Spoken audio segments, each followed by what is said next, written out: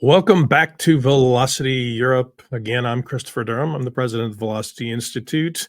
And for our next session, I'm excited to welcome Trevor from Aura. Aura is kind enough to sponsor the event, and they've been great sponsors of a lot of our events this year. So you might have seen them in Charlotte at the Velocity Institute conference here, our marquee event. And if you join us in Phoenix, Arizona, you should come to Phoenix. It's a fabulous place for the Sustainability Summit. They'll be presenting with Walmart, I think, and be a sponsor there as well. So thanks for joining us, Trevor. Please, let's start out and tell us a little bit about Trevor. Yeah, hi Chris. Thanks very much for having me. Very excited to be here and absolutely echo what Chris has said. Definitely come to Charlotte. It's going to be a great event. Yeah, I'm Trevor Young. I'm based in the UK and I've spent my entire career in and around the packaging, sustainability and waste industry. Found myself just falling into it, didn't have a plan, couldn't get out. So here I am still talking about how we can make the planet a more sustainable place.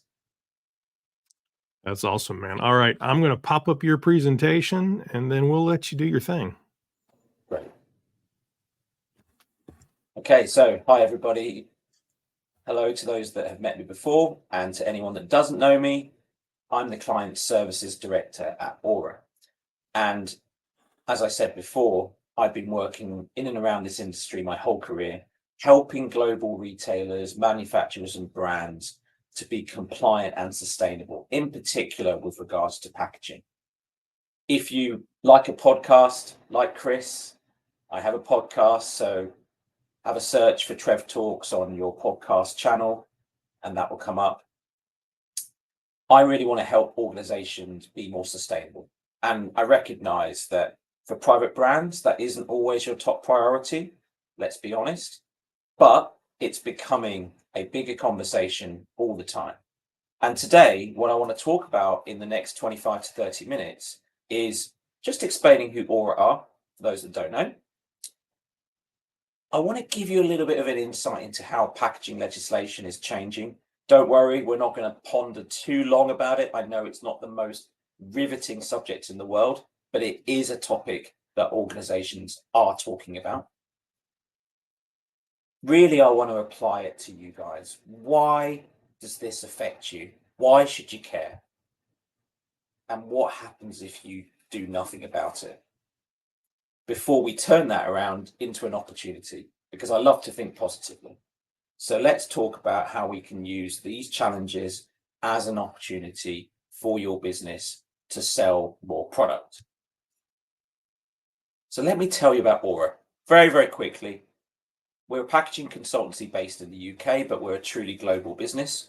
We have offices in multiple continents, and we're working with some of the world's largest retailers and e-tailers and CPGs on packaging sustainability. We have three key services. Insights, which is all about understanding the landscape, the trends. Regulatory landscape is a big thing at the moment. You might have heard of something called Extended Producer Responsibility, EPR. We're also doing a lot of work with competitors and brands to understand what is coming, how to affect change, and how to prepare for it. Our consulting division is all about establishing a plan of action and executing it, but it's also looking at structural packaging development, how you can create more sustainable packaging, and how you can ensure that it's recyclable, that you're measuring your achievement and actually achieving the targets that you've set out as a business. And we couple this with technology. And we're really proud of the work we're doing with the likes of Walmart, Amazon, and many other companies to provide them with technology platforms that make their business more efficient, more effective, and help them save money. Let's get into the detail though. I mentioned about global packaging regulations. Whether you're in the US or Europe or Asia, this is here and it's growing all the time. And what I always ask organizations that I meet is, what packaging challenges do you face? Here's me as a little boy thinking, how am I going to get up these incredibly difficult stairs? Maybe that's you wondering, what are the packaging challenges that we're facing as an organization? How do I scale this challenge? How do I achieve my targets? And I recognize that this is not necessarily a priority today, but it is becoming a bigger topic all the time. Hence why Velocity have a sustainability conference, because there's demand for solutions to these problems. So what is packaging legislation? For those that don't know, it has been enacted across continents to ensure responsible packaging selection. What does that mean? Are you picking the right kind of packaging that's going to have a minimal negative impact on the environment? Without packaging legislation, you as an organization would have to decide for yourselves what you're going to do to make your business more sustainable. And let's be honest, that isn't always the top priority either. So this packaging legislation is there to try and encourage you to positively impact the environment. What is it?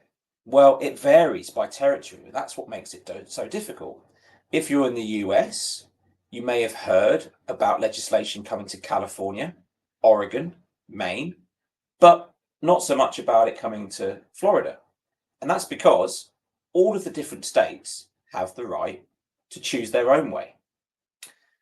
In the EU, which I'm going to go to in a bit more detail, it's been long established. I started working in 2004. It's a long time ago now in my mind, but packaging legislation has been around since the 1990s. The US is only just implementing their versions. But what it requires is an understanding of your packaging. If you're in private brands, of course, you're focused on the quality of your product. You're focused on the ingredients, where you're sourcing it from. Does it taste great? Does it look great? Does it actually deliver on the customer promise? But how much focus do you put into the packaging? Is your packaging recyclable? What's it made of in terms of recycled content? What even is the substrate or the material that you're using? If you don't have that information, you could be breaking the law, or you could be subject to potential fines. At worst, you could also be losing ground against your competition, which we'll go into in more detail later. So who's affected by this? It isn't just private brands. It's everyone in the supply chain. It's the government who is setting the legislation. It's the non-governmental organizations like the Ellen MacArthur Foundation who are looking for information about your packaging. But then, of course, it's the people that are supplying the products in the first place, the manufacturers, before it even gets to shelf. You all have a part to play. And what I want you to ask yourselves today is, have I considered the impact of packaging legislation on private brands? When do you have to do it? Well, now, I've mentioned already some US states. That is coming from 2025. If you don't know about it, Google it. There are also plastic bills, deposit return schemes, and restrictions and bans on certain materials and attributes. And if you're not aware of this stuff, you could be putting it into your packaging and it could be harming the environment. And I know deep down that no one wants to do that. How? Well, you need to be aware of it. So here we go. I'm making you aware of it. If you're already aware of it, what's your process to ensure that you can manage it? And I talk about measuring sustainability every day. This is not something that you can do once and then forget about it. It's something that should be in the fabric of your business. And I had a conversation this morning. I was recording an interview with a solution provider, and we were talking about this topic. How do we educate the masses on this problem? And the challenge is everything is changing so fast. By the time you've looked it up, there could be a change. What you need to do is embrace this. You would not sell a product if you didn't know the ingredients in the food. So why would you sell packaging if you don't know what's in the packaging? This is deliberately designed to look busy. Do not worry about the detail on this slide, but I wanted to illustrate just how much is going on in the UK, in Europe, and in the USA. This doesn't even scratch the surface. If I blew this up 10 times, I could probably just about capture half of what is going on globally when it comes to packaging legislation. Consider what markets you sell into. Consider, do you know what I have to do in all of those markets? What bans are there? What restrictions? I'll tell you about a company that I was working with, a toy company. They sell into Spain. They manufactured all of these toys. They put them on a trailer and they shipped them to Spain. They got to the docks, they got to customs, and the customs advisor said, "Are you registered for plastics taxes in Spain? Have you paid your taxes?" The driver, of course, had no idea what was being talked about, spoke to his boss, who spoke to his boss. Eventually, it got back to the head office. And it turned out that this toy manufacturer and retailer wasn't aware of plastic taxes being implemented in Spain. And that entire shipment was stuck at port. They couldn't deliver to the store. They couldn't sell the product. It was held. It cost them millions. This could affect you if you're not aware and you're not prepared. Just a little bit more before we get on to something else. Let me just give you a little bit more information about what is happening in Europe so that you can visualize it for future. Here's my lovely map of Europe, and you can see a predominance of green.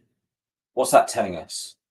This means that extended producer responsibility is in all of these countries.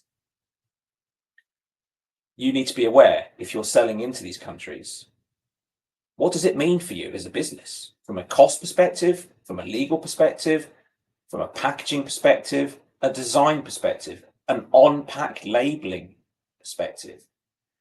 And what I don't want you to do is say, don't worry, legal are sorting that out. Because you, as the private brand's responsible person, do have a responsibility. It might be a shared responsibility with other people and other teams, but you are responsible to an extent. And you could make it into a positive, and I'll come into that later. These in yellow have just approved their version of EPR, and these two countries are proposing EPR. So really, we're getting to the stage of mass EPR across the whole of Europe. And I've got another slide somewhere else about the US. In the next 10 years, we're going to have the predominance of US states adopting EPR like we do with Europe. Finally, for those that aren't aware, in blue are the countries that have deposit return schemes. What's a deposit return scheme? It's where the consumer has a responsibility to return used packaging for recycling, and there's a deposit placed on them when they buy the packaging, and they get that money back when they recycle. This type of system is there to motivate consumers to do the right thing with their packaging. But think about the opportunities, reward schemes, sharing information on your products, marking you out as different and better than the competition. I'll talk to you about that in a bit more detail later. So if you're unsure about any of the topics I've talked about with packaging legislation and extended producer responsibility. Just think, it's global. It applies to everyone. And if you need more information, you can visit our website.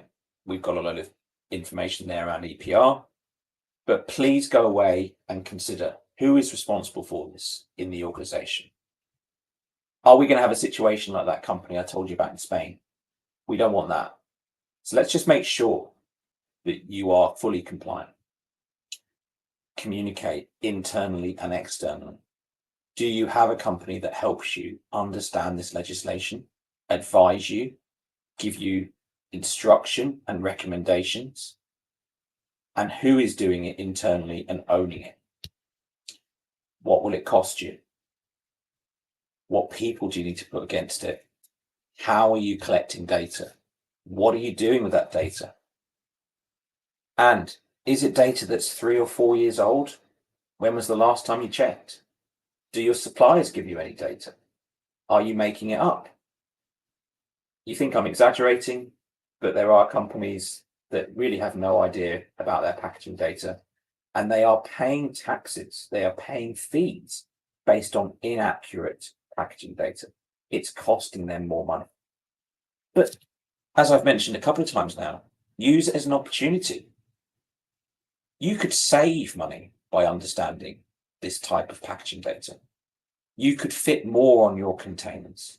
You could reduce your logistics cost.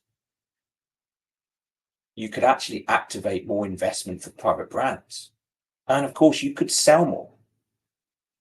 Do not wait.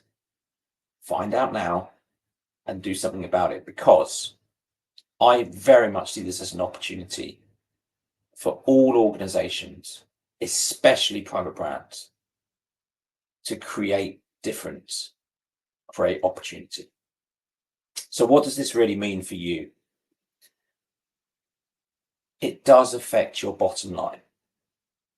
It may not sit in your budget, but it will be in someone's. There will be a team of people who are considering, how do we pay X million dollars, X million euros, hundreds of thousands of pounds for this legislation to ensure they comply? That's just cutting into your profits as a business.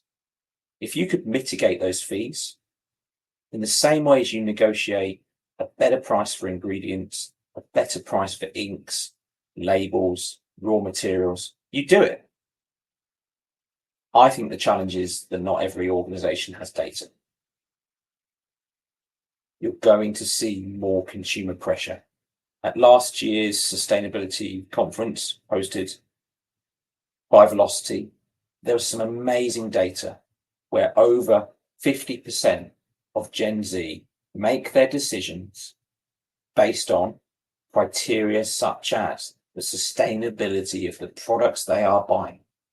If your audience chooses another brand because theirs is more sustainable than yours, you've lost.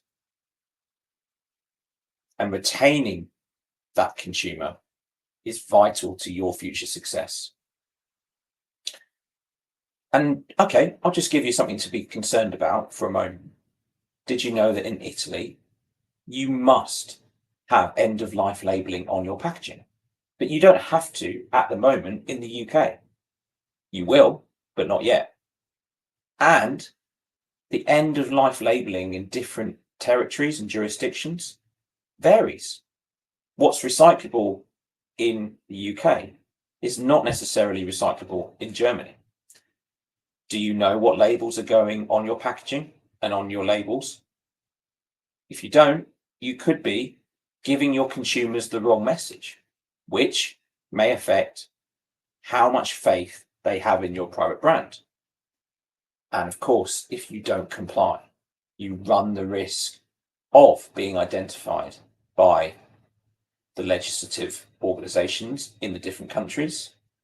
They could come knocking, they could start asking questions, and before you know it, you're the one being asked, why didn't we know about this? Why didn't we do something about it? So my advice would be, have the right processes in place to measure your sustainability every day. do not think of this as a one-off. It's not going away. In fact, it's going to get more stringent. It's going to get more visible. It's going to get talked about more. And if you remember that timeline with the different flags on it, the specifics within that are going to put your business under pressure. You will need to achieve certain recycling rates or recyclability rates in specific countries. You will need to have the right level of recycled content in your packaging in order to comply and avoid fees. This is going to impact you. So what are the risks if you do nothing? Putting it bluntly, you will lose market share to your rivals or national brands. Let's just imagine an exaggerated situation. You know who your competition are.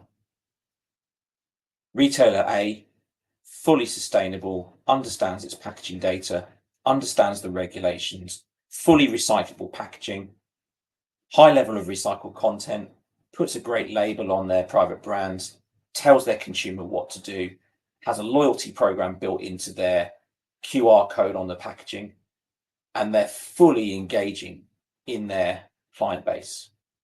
They've gained loyalty.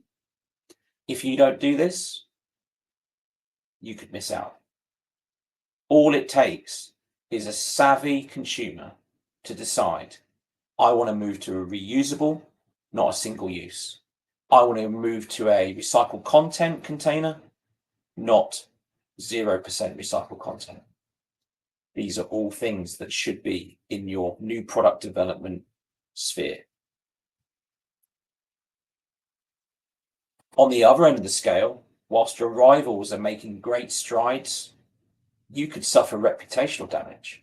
I haven't even really talked about greenwashing today, but is there a risk that somewhere in your process, someone in marketing has said, we should absolutely say that this is a recyclable packaging, that this is good for the environment, that it's biodegradable?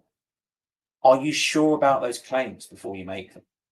Because I see it all the time now on LinkedIn, where these teams of people are challenging brands and calling out their claims.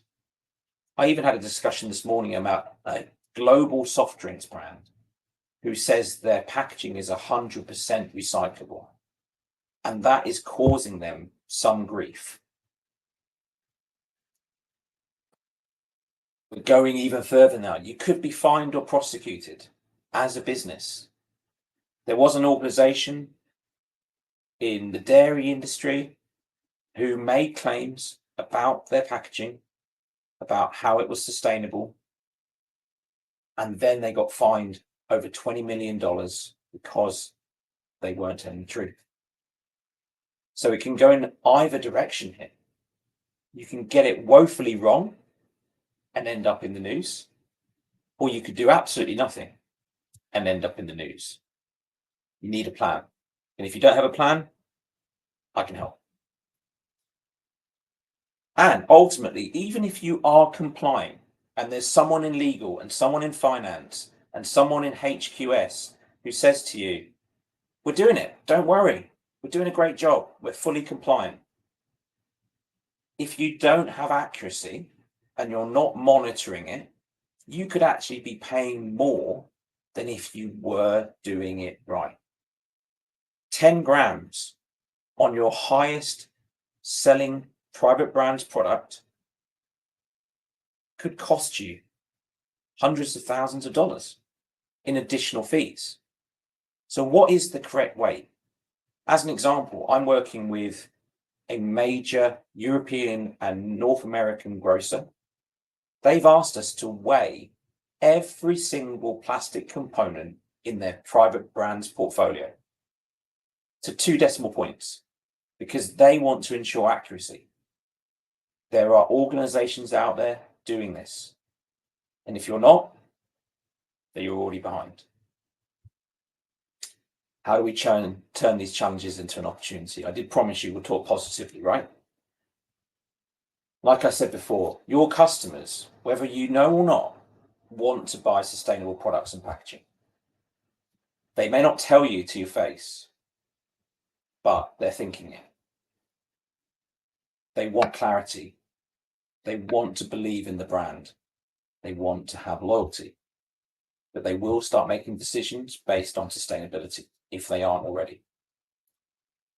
Your shareholders and investors will be activated by sustainability. That's why we see the biggest brands in the world making plans and targets which are centered on sustainability. If you're not, that's a choice. Great. But I think you could actually be missing an opportunity. And let's be honest, we do want to help the planet. I think we all do, right? I won't say that I'm what we call in the UK a tree hugger, right? I don't go outside all the time trying to find ways to change the world. But I think we all want to live on a planet that is enriched, fruitful, and enjoyable. So what are we doing about it? So that's me appealing to your moral side. And let's look at brand positivity. We're seeing organizations win fantastic awards for the design of their packaging. Just over with Christopher in Charlotte, seeing tens and tens of awards being given out, the Vertex Awards, which are fantastic. What about sustainability pioneers? What are you doing to win awards for your sustainability messaging and your efforts to reduce your packaging? That's the next step. And of course, like I said with my example, right, you could differentiate yourselves from the competition. Who is your competition? How are you going to beat them? This is another angle for you. Yes, quality of product. Yes, price. Yes, right first time. Yes, sustainability. Why not? So, nearly finished. Let's summarize. Consider the following, okay? I'm going to get off my soapbox, but think about the regulations. Think about how you're perceived. Is your company a responsible company? How are we mitigating the impact of our packaging and saving money? Because it's all possible. And like I said, use this as an opportunity. If you remember me for one thing, yeah, I'm quite good at nagging, right? But could you reconsider how you view and use your packaging? Maybe there's areas within your process that could be more efficient or effective or more sustainable. Do you have good data? Do you have any data? And what are you doing with it? But we all want to be in more control of our destiny as an organization. Like I say, you would not sell a product if you didn't know what was in it. So let's not forget packaging. Let's not forget that packaging has an impact on buying decisions and our environment. And if you would like to be more nimble as an organization and understand what you could do to affect a positive change, you're going to need data.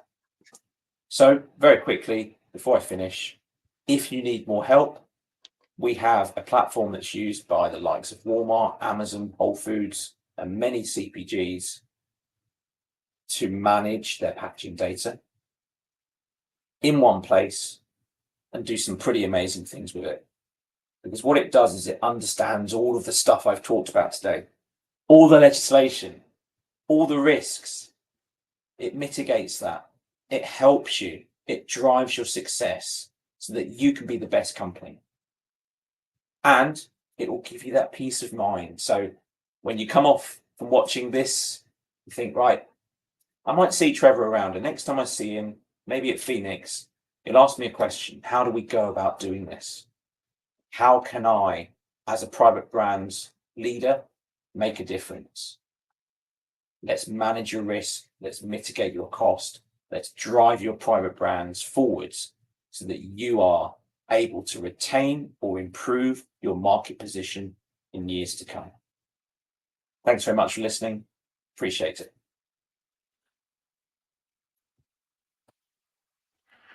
Thanks, Trevor. That was great. We gave you a little plug. Make sure to subscribe to Trevor's podcast, Trev Talks.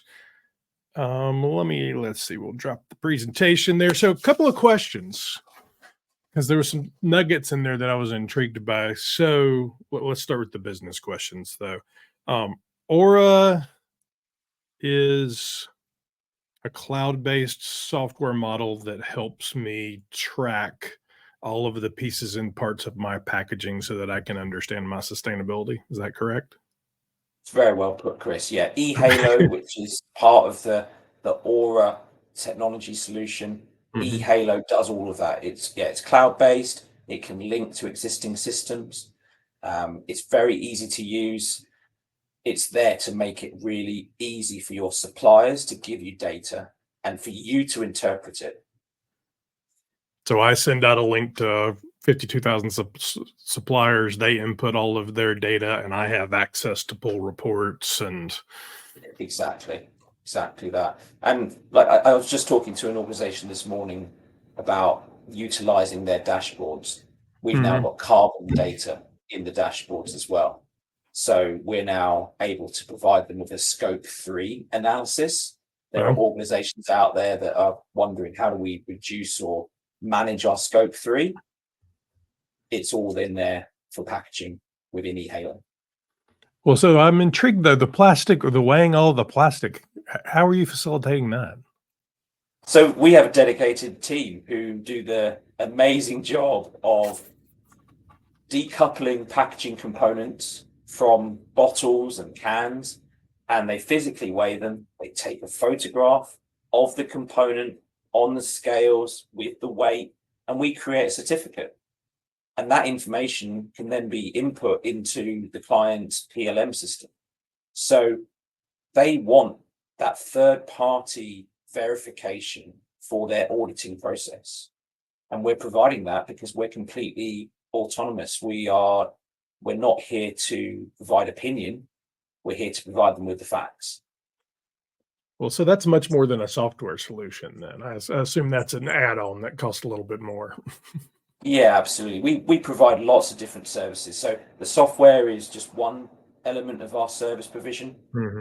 We can also provide consultancy, and I would put the whole weighing exercise within an added value bucket. Right.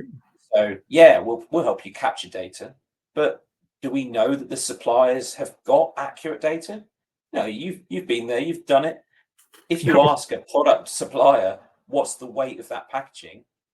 They might be right to within 5 or 10 grams, but until someone physically weighs it could be completely wrong. So we do a lot of that type of verification because organizations are absolutely obsessed right now with being able to prove that they're doing the right thing.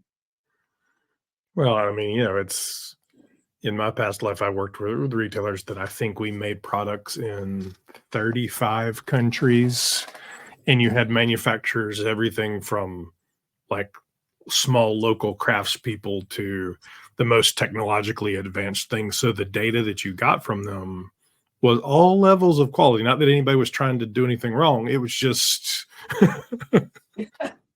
Exactly. And this conversation around the weighing, we just explore that further. The retailer was saying, we've got data. We've asked for the weights of packaging for the last 5 years. We've never checked it. We don't know if it's right.